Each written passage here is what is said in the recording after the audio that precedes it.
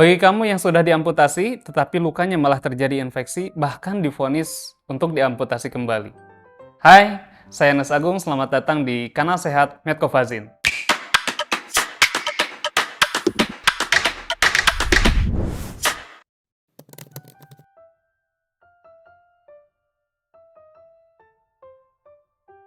Amputasi adalah tindakan pembuangan sebagian atau seluruh anggota tubuh. Hal ini bisa diakibatkan karena adanya cedera traumatis atau karena penyakit kronis seperti misalnya ulkus atau luka kaki diabetes. Luka pada pasien diabetes merupakan salah satu penyebab utama amputasi di dunia. Diabetes dapat menyebabkan kerusakan pada pembuluh darah dan saraf, sehingga mengakibatkan proses penyembuhan luka terganggu dan bisa terjadi lebih lama. Sebuah laporan dari IDF atau International Diabetes Federation menyebutkan bahwa tindakan amputasi terjadi setiap 30 detik di seluruh dunia, dan hal ini bisa terjadi akibat komplikasi daripada luka kaki diabetes. Akan tetapi, pasca operasi amputasi tidak menutup kemungkinan luka terjadi infeksi berulang, sehingga tidak sedikit yang harus dilakukan tindakan amputasi kembali. Bagaimana caranya agar luka pasca amputasi tidak terjadi infeksi? Beberapa hal yang harus diperhatikan dalam perawatan luka pasca amputasi adalah sebagai berikut. Pertama adalah jaga kebersihan diri dan lingkungan. Lakukan manajemen yang tepat pada penyakit penyerta atau komorbid, dalam hal ini adalah diabetes. Diabetesnya harus terkontrol, gula darahnya juga harus terkontrol. Yang ketiga, perhatikan nutrisi yang tepat dan adekuat. Pemenuhan nutrisi yang tepat dan adekuat sangatlah penting bagi penderita diabetes. Usahakan konsumsi makanan yang mengandung tinggi protein, seperti telur, ikan, daging. Kemudian buatlah jadwal yang teratur sehingga gula darah bisa terkontrol dengan baik. Yang selanjutnya, manajemen gaya hidup kita. Hindari merokok dan hindari alkohol. Hal itu dapat meningkatkan risiko yang lebih jauh pada kondisi diabetes. Selanjutnya adalah pantau luka secara berkala. Periksakan luka dan lakukan perawatan oleh tenaga profesional, dalam hal ini adalah perawat luka, dan selanjutnya lakukan kontrol secara rutin.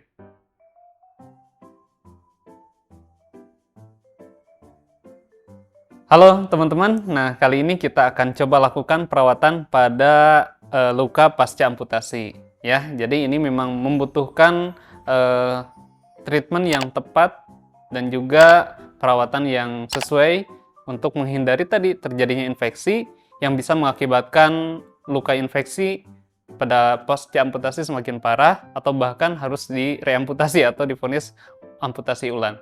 Yang pertama, kita persiapkan alat dan bahannya terlebih dahulu. Di sini kita siapkan ada Medcovazin Silver yang kandungan Silver AG, di mana dia berfungsi sebagai topikal antimikrobial, ya, yang bisa efektif untuk mengurangi dan membunuh bakteri sehingga infeksi bisa teratasi dengan baik dan optimal. Terus yang kedua, kita gunakan sabun khusus cuci luka. Namanya adalah Medcovazin sabun cuci luka. Ini juga sangat efektif dalam proses pencucian luka yang bisa meminimalisir kondisi bakteri pada permukaan luka dan menghilangkan bau pada permukaan luka. Tidak lupa juga kita pakai cairan PHMB. Ya, ini adalah salah satu gentle antiseptik. Adalah antiseptik yang aman untuk mencuci luka, di mana antiseptik ini tidak toksik terhadap jaringan granulasi. Nah, selanjutnya kita juga ada polyurethane foam atau foam ya, yang bisa kita gunakan untuk mengabsorb cairan atau menyerap cairan jika kondisi lukanya sudah terinfeksi dan biasanya cairannya banyak dan berlebih. Kita juga bisa gunakan kasa ya untuk menutup sebagai secondary dressing. Selanjutnya adalah kohesif atau crepe bandage ya. Ini adalah sebagai fiksasi akhir untuk memfiksasi luka. Untuk tahap pertama adalah proses pencucian luka ya, kita bisa menggunakan PHMB dan sabun cuci luka. Usahakan ini kita siram ya dengan menggunakan air yang mengalir. Idealnya seperti itu. Namun kali ini saya akan mencontohkan bagaimana cara pencucian luka saja, yang kita mulai dengan menggunakan tadi ya sabun cuci luka, Medcovazin sabun cuci luka. Nah, ini bisa Medcovazinnya dituangkan langsung ke sini ya, ke area luka, atau juga kita tuangkan ke kasa. Kita cuci di area sekitar luka terlebih dahulu ya. Nah, sampai bersih. Ya. Kemudian kita cuci di area lukanya. Ya. Setelah dicuci, kita bilas kembali ya. Biasanya kita menggunakan air yang mengalir ke seluruh permukaan dan area luka. Kemudian kita keringkan. Setelah dicuci, kemudian kita kaji lukanya menggunakan penggaris luka seperti ini. Kita ukur panjang ya. Panjangnya di sini adalah 7 cm, kemudian kita ukur lebarnya. Lebarnya kita ukur di sini adalah 4 cm.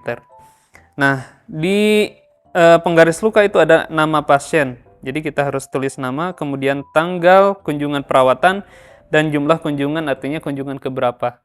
Jika ini kunjungan pertama kita tulis 1. Setelah pencucian luka dilakukan, selanjutnya menggunakan topika antimikrobial. Karena untuk kunjungan yang pertama biasanya kita autolisis terlebih dahulu ya. Di sini kita menggunakan metcofazine silver. Nah, ini kita olesi ya metcovazinnya di seluruh permukaan luka. Dengan tadi ketebalannya kurang lebih 2 mm. Ini tujuannya adalah untuk silvernya untuk menghilangkan atau membunuh bakteri, untuk mengurangi infeksi ya. Dan kemudian metcovazinnya sendiri karena dia adalah bentuknya ointment atau salep, dia berfungsi untuk melembabkan atau menciptakan moist sehingga nanti bisa mengautolisis permukaan luka untuk menghilangkan jaringan mati di area luka. Ya. Nah, saya juga ada tipsnya. Jika kita mengalami kesulitan pada saat aplikasi seperti ini, nah kita bisa menggunakan kasa ya. Jadi metcovazinnya kita olesi di kasa seperti ini, baru kita ratakan ya. Kemudian kalau sudah rata baru kita tempelkan langsung jika menggunakan kasa. Nah, namun kali ini saya akan praktekkan menggunakan foam ya, karena lukanya banyak eksudat. Ini kita pakai foam, kemudian kita bisa buka dan kita gunting sesuai dengan kebutuhan dan ukuran daripada luka.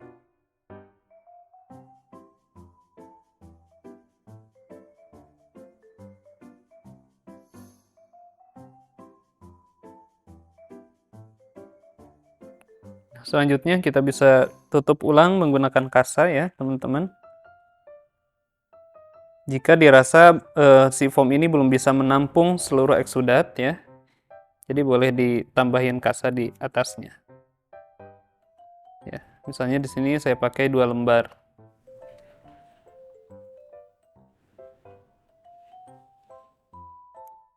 Nah, jika sudah selesai, kita terakhir adalah melakukan fiksasi menggunakan di sini saya pakai crepe bandage. Ya. Kita lakukan fiksasi seperti ini.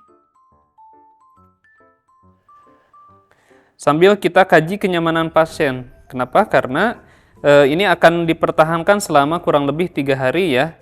Jadi nggak dulu dibuka selama 3 hari. Kita tanyakan kepada pasien, Pak, apakah ini terlalu kencang atau tidak balutannya, Pak? Jika pasien merasa nyaman dan tidak terlalu kencang, berarti ini cukup. Nah, seperti ini. Usahakan oklusif, jadi artinya oklusif itu menutup seluruh permukaan luka.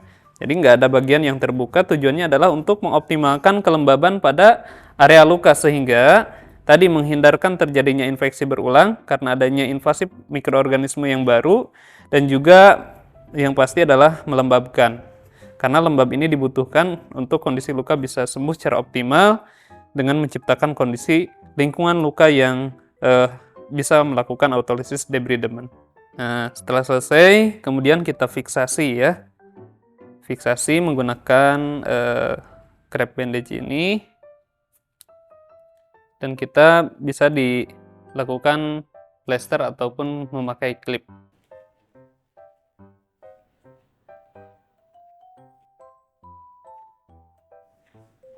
Nah, selesai. Ini sudah selesai kita lakukan perawatan luka untuk kondisi luka pasca amputasi. Kemudian diganti balutan setelah 3 hari, datang kembali untuk penggantian balutan. Kita rawat dan kita lakukan sesuai dengan tahap proses yang kita mulai dari pertama tadi. Oke, teman-teman, kita sudah melakukan perawatan luka pada kondisi luka pasca amputasi. Nah, ini kita sudah tutup, kemudian sudah difiksasi. Kita tanya kenyamanan kepada pasien. Jika pasien sudah nyaman, pasien boleh pulang. Tapi jangan lupa, kita ingatkan untuk kondisinya luka dijaga di rumah. Yang pertama adalah tidak boleh kotor, ya. Diusahakan dijaga kebersihannya dan juga nggak boleh kena air. Dan ganti balutan itu nanti setelah 3 hari. Pasien datang kembali dan kita lakukan perawatan luka ulang seperti langkah pertama yang kita lakukan. Sampai dengan selesai, kita ulangi kembali. Oke, itu saja perawatan luka yang bisa dilakukan pada luka pos amputasi. Ada beberapa hal penting yang harus dilakukan dan diperhatikan dalam proses perawatan luka pasca amputasi. Yang pertama, gunakan primary dressing yang dapat menjaga kelembaban pada luka. Kedua, gunakan antimikrobial dressing yang bisa mengurangi dan membunuh bakteri pada luka. Dalam hal ini yaitu kita gunakan Metcovazine Silver. Yang ketiga, jangan gunakan cairan kristaloid seperti NaCl ataupun ringelactate karena dapat menghambat atau mengganggu efektivitas daripada silver AG yang digunakan pada luka. Keempat, gunakanlah sabun cuci luka pada saat proses pencucian luka. Nah, itu dia proses perawatan luka pasca amputasi. Perlu diingat ya teman-teman bahwa perawatan luka ini tidak bisa dilakukan oleh sembarangan orang. Kamu harus bawa ke tenaga profesional, dalam hal ini adalah perawat luka untuk penanganan luka yang lebih serius. Dan kemudian tulis di kolom komentar jika ada pertanyaan dan ingin berkonsultasi dengan kami. Terima kasih telah menonton video kami. Jangan lupa untuk like, share, dan subscribe. Dan sampai jumpa di video berikutnya.